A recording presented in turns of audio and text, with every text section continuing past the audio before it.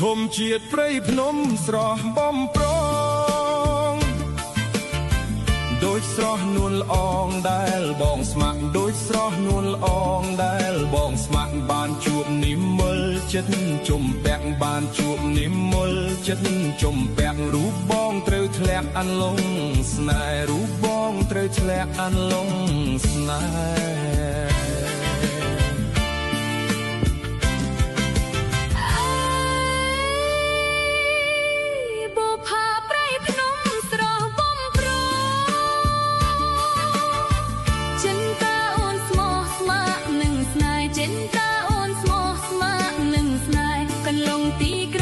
ចិត្តកិច្ច